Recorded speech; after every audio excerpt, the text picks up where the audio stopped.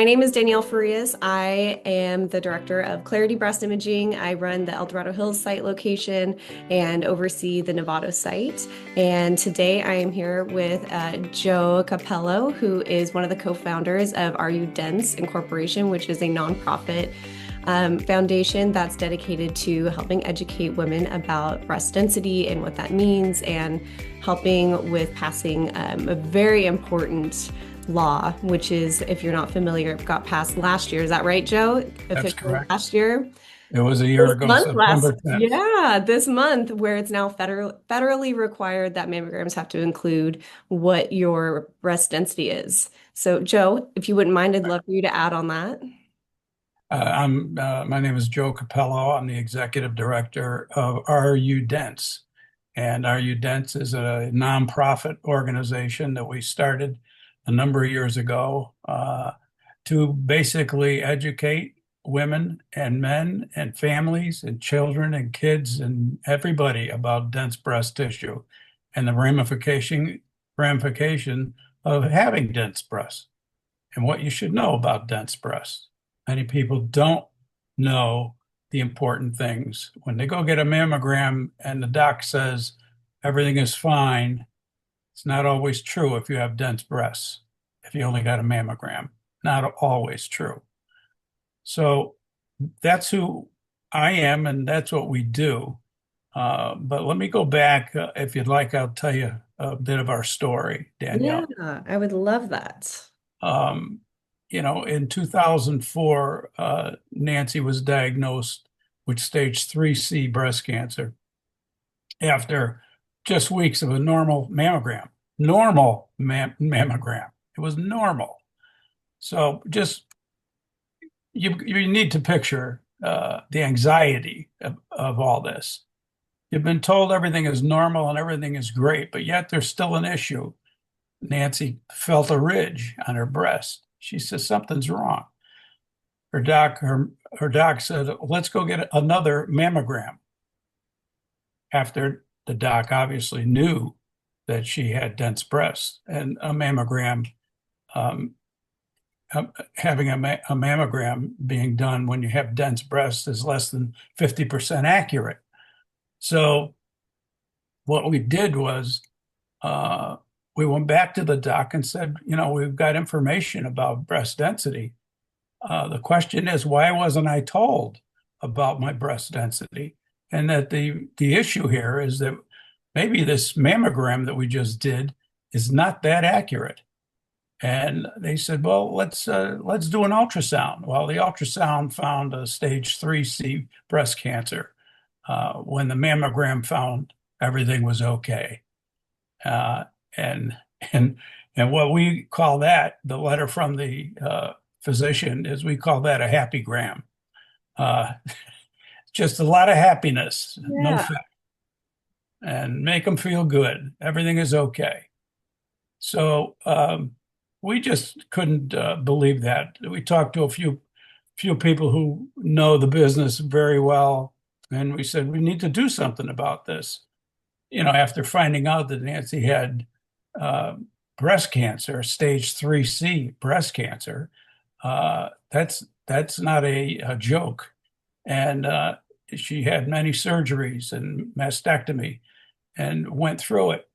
But the interesting thing was that she was like every other person who goes to get a mammogram. You really don't want to go, but you go because it's the right thing to do.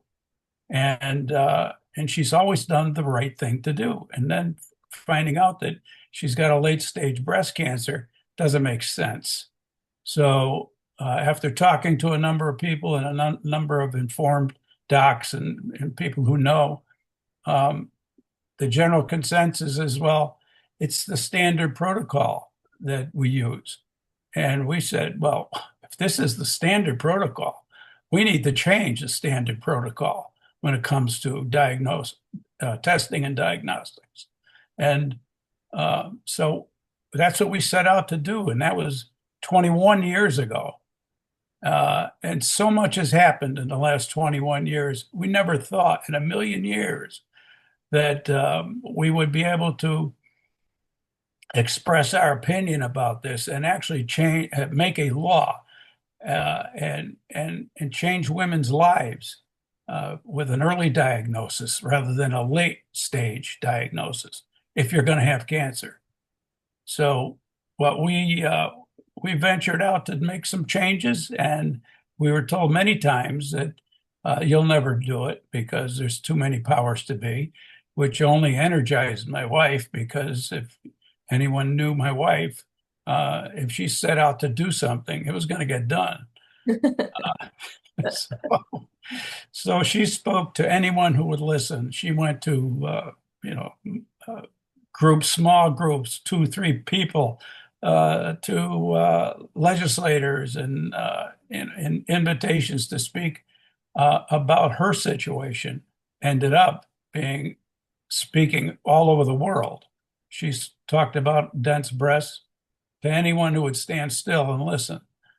And um, and she spoke in Japan. She spoke in Italy, which I liked. I went with her on that one. She spoke in Italy. She spoke in Germany. She spoke all over the world about her breasts, which she would get a kick out of saying, I talk to strangers about my breasts. But, but you have to laugh because it's either that or you start to cry, one or the other. So Right. So what kind of led the journey between how did you guys even learn about the risk factors of breast density with trying to find breast cancer and what kind of was the trajectory towards like learning that and then hey, more women need to learn about their breast density and that's our mission. it became our mission, Danielle. It really became, and we learned as we went. We found out that 40% of women have postmenopausal women have dense breasts. 40% of postmenopausal women have dense breasts. It's an incredible number, and it's a group of women who are not we're not being told about the risk factor of having dense breasts, and which we couldn't wrap our heads around because it was such a glaring thing, a glaring medical phenomena that we're faced with. How could they not understand this and do the right thing by their patients? How could we thought early detection is the key, but information is the starter of the key. And you really need to have that. You need to have education, which is what we do. We educate about dense breasts. And with the education factor, we decided that, well, now we've got to really make some changes in this country. We're going to make changes and we're going to have we're going to have the type of change that is permanent. So we wanted to go right to the legislature. We had the first law in the United States, a law that would explain that the ramifications of owning dense breasts, and that was a Connecticut law. Um, and then we went on from state to state, and Nancy did most of this. Uh, I don't take credit for a lot of it, but Nancy did most of this work, going from state to state, changing laws, making laws. What we were after was changing the MQSA, which was the Mammography Quality Standards Act, which hadn't been touched or changed in 21 years at the time. So we wanted to change that. And that was like, excuse me. All right, that's the president of Are You Dense? Ah. Donna. You're like, hold on 1 minute, please. Um, so, gee, Donna, what'd you do to me? You were changing the standard of mammography that had been touched in decades. Yes, in at least 21 years now, it had not been changed. So that's what we were after. We wanted to change the law. We wanted to change the standard. which was not in our wheelhouse. We just knew nothing. We learned by learning and learned by learning all the time. And so, we found out facts that made the story more pertinent. Nancy was a great speaker, and she was a person who would spend time with one person and educate that one person or a crowd. It didn't matter, and that's what really we were after. Um, but what I really wanted to tell you, along with these other facts, uh, is that I think I mentioned 40% of women have dense breasts. Hmm. It's an amazing fact that this was not known, and this is gave us the catalyst to move forward. There's so many good things that happened over the last 20 years, um, and so many incredible educational bad things happen where you find out the real driver in a lot of this is money, and we find that out. Not that we were ignorant of it, but we just couldn't believe a lot of it. That's all. Yeah, Uh, absolutely. It's you're not in the always for business, the you best know. interest of the patient. Right. So we went on and we passed a national law. This national law changed the MQSA, which is what we wanted to do, because that's where the meat of this all begins, for change.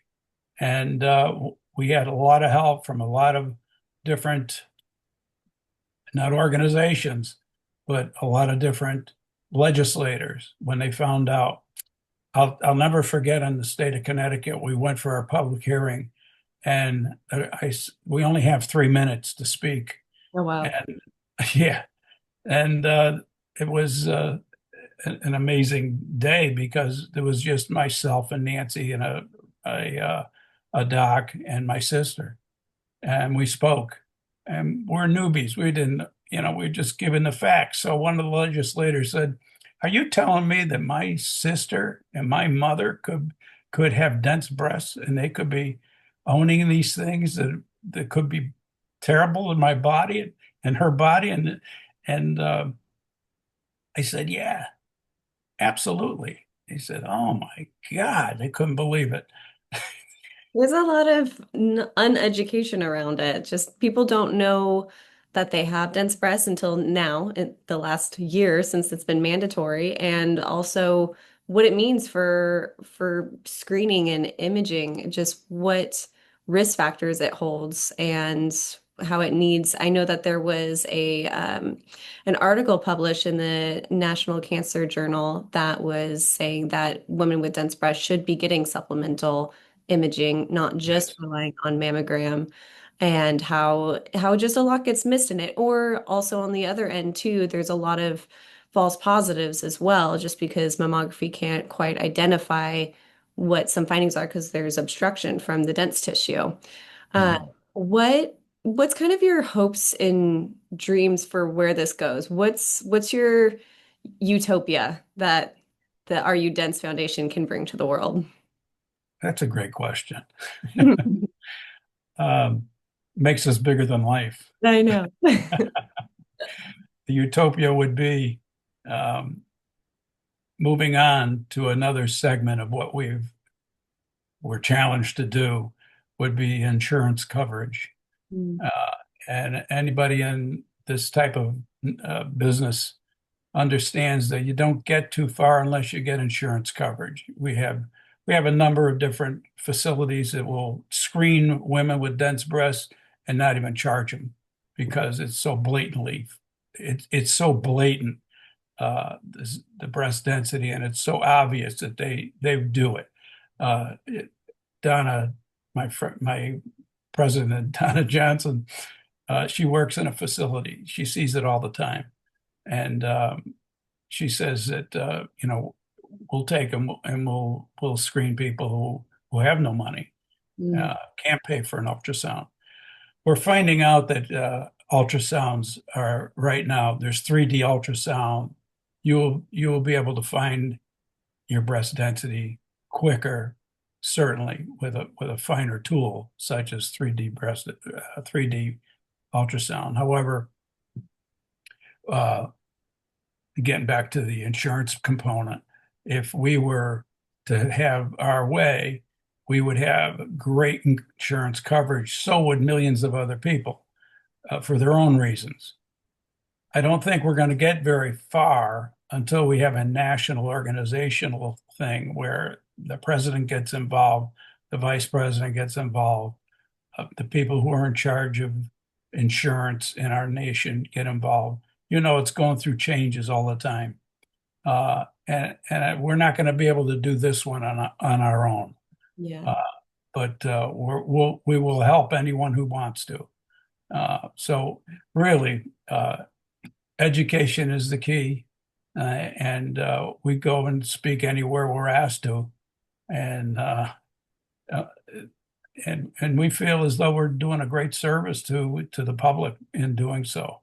Yeah, absolutely. That's kind of how I feel. And I think everyone who's involved with the QT scan is, while it's not covered by insurance currently, it's just a newer technology. It's the availability of what the technology can provide to women with dense breasts is just amazing. I know it's cleared to be an adjunct screening tool to mammography, Yes, but the quality is so much closer to an MRI. And I think once we get to that level where then it is accepted by or covered by insurance, and then we can kind of make it more readily available to more women, it can be a really amazing tool for those women with dense breast. So we can get more clear answers and hopefully catch things sooner as well. I mean, I think we're at a really nice tipping point where things I think are going up in women's health, but we still got a long way to go for sure. yes, it does have a long way to go, but we've come a long way, Yeah. and we just have to keep our nose to the stone and grind it. Because, especially me, I got a big nose, but we'll grind it down. We'll keep our nose to the grindstone There you go. and keep moving forward. And we're gonna save people's lives. We know we probably affected thousands of women over the years, and that gives me goosebumps. Uh, it's not what we had in mind, but it's what I guess God had for us at the time. You're pushed in the direction that you're meant to be in. That's the truth. Yeah. Yeah. And then how can people find you guys, support you guys? What can they do? Well, certainly they can get on our website, probably the easiest way to go, which is rudense.org. And you can get on our site, and there's lots of information on that site, educational tools. They're welcome to print off any PDF that we have and hand out to other people. Um, we feel as though education at the point we're at is so important. A lot of people have heard of dense breasts now, but now need to be educated about dense breasts Hmm. uh, and what it means to their health. So, yeah, if people wanted to reach out to us, you could actually donate to RU Dense. It's a nonprofit 501(c)(3). If you'd be kind enough to do so. That's how we exist, through donations. We're not financed by a big corporation. For all these years, we've had two main fundraisers, one with music involved and the other for the girls, we call it. And it's another event that we have. And out of those two events, we finance ourselves. So we could always use extra money. Extra, I'm not sure is the word. Some money. Awesome. I love this. Is there anything like about breast density that you kind of want women to know that that you kind of tell everyone that you just kind of want to do a mass message out to women? Yes, I think it's so important to talk to your physician, talk to the people who are knowledgeable. They're supposed to have your best interests in mind. Let them explain. If you, first of all, you got to ask you have dense breasts. The only way to know that is to get a mammogram. So if you get yourself a mammogram and find out whether you have dense breasts or not. If you don't have dense breasts, a mammogram is usually sufficient. Uh, but if you do have dense breast density, you need to make another step, and that would be a secondary screening uh, with an ultrasound. It's the least expensive and the most accurate, one of the most accurate. Or the QT scan. Or the yes, I'm just going to look down and get my note. CT scan, absolutely. That really makes the difference in a life. So, I feel as though the more educated we all are, the better off we'll all be. I think so too. I think letting more women know what it means for their health and how they can take action and ownership over what they need to make sure that they're in the safest environment and how they can keep themselves going forward. Right? I'm so happy that a company like yourselves, I mean, you're really affecting lives. You're making change and affecting lives. You're just not in business to make money. You are in business to make money. However, you are also in business to serve the women of this nation and Mhm. around the world. And you're doing tremendous work. And Thank your equipment, I know, I read through the information. Your equipment is super. Thank you. I really appreciate that. That we're definitely in it for the women. I every day, because I am the lead technologist here, so I get to see patients and it feels really rewarding to be able to give that peace of mind to women who are looking for it. And I do feel like we're making a really big difference. And I think that's really what your foundation and our company are all about. We just want to make a difference and an improvement for women's health. I agree. Absolutely. Amazing. Well, thank you so much. This has been a wonderful interview. I've had so much fun talking with I'm you and glad. learning. And thank you so much for pushing the federal law to change the standards of mammography. I mean, that's such a huge step. When I read that last year, I was like, this is incredible. So I'm really happy I got to speak to you. Well, thank you. It is incredible, and we were able to do it by the grace of God and the help of certainly help with a lot of volunteers and certainly my wife at the time. So thank you for inviting me to say a few words. Absolutely. And if anyone wants to donate, again, visit the Are You Dense website and please support them. I appreciate it. Thank you, Jim. Thank you. Thank you.